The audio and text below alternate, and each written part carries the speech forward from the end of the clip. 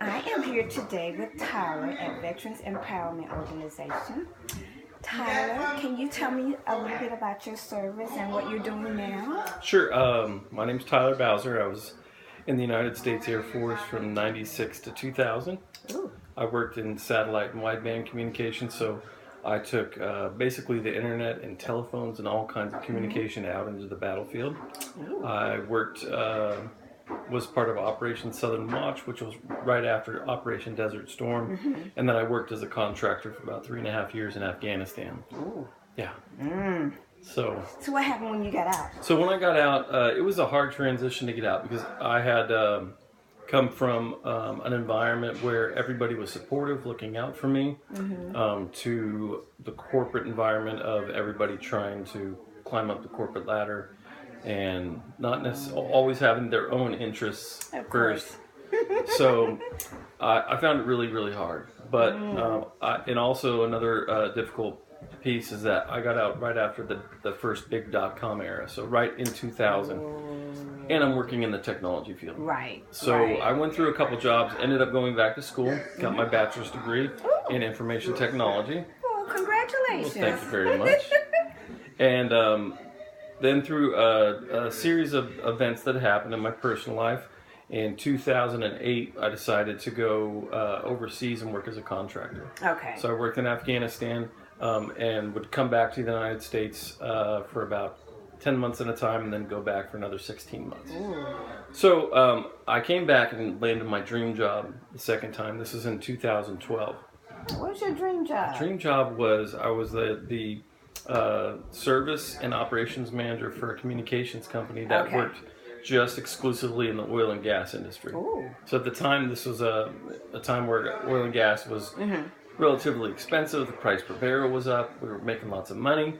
And then in 2015, the price of oil and gas was at about half of its peak, and we lost some major contracts, and I lost my job. Oh, you lost your job. I lost my job. But I didn't fear. I had some savings in the bank, and I had worked previously in Atlanta selling software. So I had some contacts here. Thought that I'd be able to come out and do some consulting work, and got here, did a couple little jobs, stayed with friends and couch surfed for a while, and then ended up living in my car. Living in your car? Yeah, living in my car. So I did that for a couple of months, had a gym membership so I could take showers, but I was still living in my car, would stay at Walmart parking lots, and then finally somehow the repo man found me and took away not only my transportation but my place to live. So yeah, July 5th of 2016, I went down to Fort McPherson, which houses the homeless outreach program for veterans. Oh, okay. And I let them know that I was homeless and I had no place to go. And that day they put me into an emergency bed down at the Gateway Center, which is downtown. Okay. And that's in the old Atlanta City Jail. Right. So I got there and I knew that environment was not going to be conducive for me to move forward. That was just really a roof over my head and nothing more. So I went back to my case manager at Fort McPherson and asked them, is there any other place that I could stay? Right. And they said, yeah, we have this place called the VEO. It's pretty much vets only, and it's a pretty good environment. So I got here and I was struggling with alcohol abuse, and so I went. Why do you think you were struggling with alcohol abuse? Because I have an allergy to alcohol. You have an allergy to alcohol? I have an allergy to alcohol. I do, and that allergy is a lifelong allergy. I've always abused alcohol. Okay. And but why though? Why do you think? It has nothing to do with you being in the service, does it? No. You've always had that. I was a heavy drinker when I was in. We would party on the weekends and go through horseshoes and have barbecues, and I was always one of the 3 or 4 guys that after the party was over, I still wanted to drink. Yeah.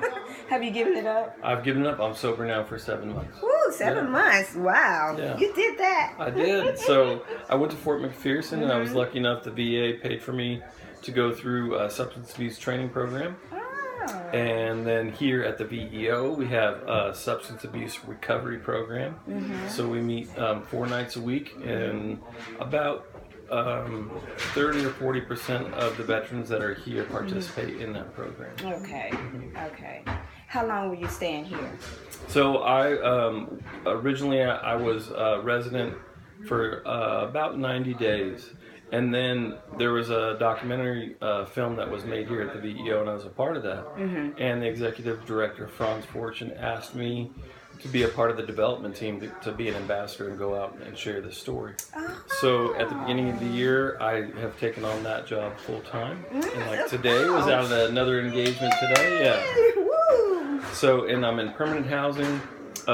Next thing I'm doing is saving money to get a new car, and I'm sober, and things are just, in my life, God, my higher power, is helping to restore my life to where it needs to be.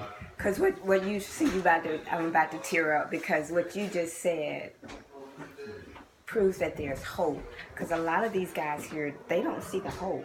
They just see this as it.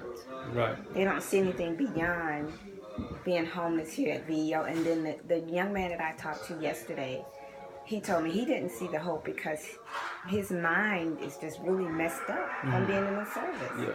So there's no hope for them either? I mean... No, there is hope. Through the work with the VA, veterans that are identified that have PTSD, substance abuse, and other mental health issues. I also suffer from bipolar disorder, which alcohol and bipolar are like a train wreck together. So there is help out there for the mental health. And you really, like, I had to stabilize my mental health because I was completely depressed when I got here. I had zero hope, like you were talking about one of the other clients. I had zero hope. I didn't think my life was going to get better. Never in my life did I ever think I was going to become homeless. And it happens, and it's a part of my journey. It's just a part of my life, but it's not the things that happen to you, the negative things that happen to you. It's about how you respond and how you react. Exactly. Luckily, the VEO has a safe, calm, established environment where we can get back together to just the basics of life. Having shelter, food, and then the resources to get a new job, to get medical treatment. We have on site 3 days a week. We have a mental health clinician that's here to talk with veterans, to do mental health assessments and refer them for further mental health treatment. And I take a medication. The medication helps me to stay stable, and there is hope through these different therapies. And then having faith for me. Right. Yeah. Because, I started every year in March, I do 500 backpacks for 500 homeless veterans. And it takes the whole month of March because I believe in doing things one-on-one. Like, I can't do an assembly line and just pass out backpacks. I can't help you today with a backpack and not know what your tomorrow is going to be. I just cannot do it. So I try to put a piece of everything that a homeless person might need. Like one of the things they told me was toilet paper, boxers, toothbrush. And then they said anything with peanuts in them. Not sure about why the peanuts, but that was what they were saying. So I did it here in Atlanta, New York, Birmingham, and then this coming weekend, I will be doing it in Los Angeles. And I'm so thankful for the support of the local veterans organizations because they have really been supportive in helping me to do this. Because awesome. 2 years ago, my dad, who was a veteran, Army vet, and my husband, Army vet, my dad died November 20th, 2014. 30 days later, my husband died, December 20th, 2014. And they were both veterans. So instead of mourning and whining and crying about it, I saw what they went through. So that's why I've catered my nonprofit to veterans, in particular homeless veterans, because like my dad said, he was that close to being homeless, but I took him in. So after I saw it, and that post-traumatic stress disorder is real. It is so, and it's the reason why so many are homeless because they're like, can't focus. So anyway, I just want to share one of my backpacks with you. Oh, thank you so much. You know, I don't. You might need, you might not, but just kind of pull your stuff out and see what's in there. All right, let's check it out. Everybody needs Everybody, this. I know. It's just no doubt about the toilet paper. And a T-shirt. And some Rise Up Oh, Atlanta right on. Falcons. Nice. Yeah, thank you. Georgia Dome gave me that to give to you guys.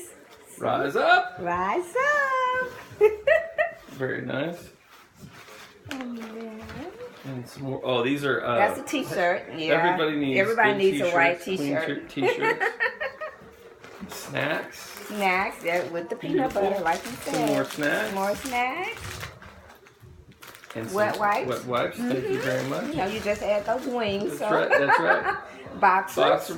Boxer shorts. All right.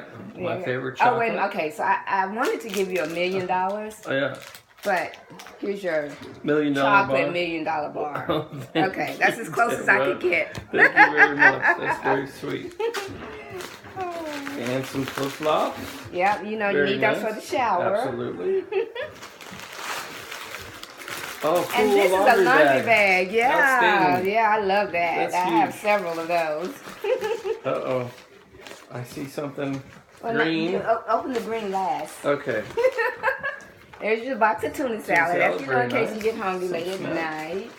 Some more boxers. More boxers. Clean white socks. Clean white socks. Nothing better than putting on I clean white know. socks. Thank you. There's a toothbrush. Deodorant, toothbrush, toothpaste.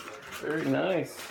Oh my gosh, an umbrella. Umbrella. It's That's raining gonna be- today. yeah, this will be It's very raining handy today. for today. I didn't bring the rain with me. I brought the sunshine. Some hand sanitizer. Hand Very nice. sanitizer, yeah. And And you Thank know, in you case so you want to much. go and get you you're so sweet. some fried Thank you chicken. so much. Thank you for very your much. gift of service. We You are so appreciate you sweet. guys. I know. Well- I know it was a huge sacrifice, but I'm thankful. Well, the gratitude that you show and the worthy work that you're doing is incredible. Thank This you. really touches my life, and I know that what you're doing right now is going to touch a lot of people's lives, and it's I going to hope inspire so. other people to do other things. And that's what I hope. And I hope that each person that I help, even in their own situation of homelessness and helplessness, that they'll eventually be able to reach out and help someone else. Yeah. I hope it has a domino effect. Yeah, you're doing awesome work. Thank you very much. Thank you so much. I'm proud of you. Awesome. Thank you. You are an overcomer.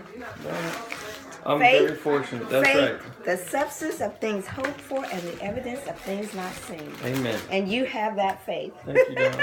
Appreciate You can move those mountains. This is an awesome I know, idea. I know. I've not seen this in a care package before. I know. This is fantastic. I know, because you all need that. Absolutely. And you have clothes. Debbie, thank you so much. You're welcome. You're a sweet lady. And you're here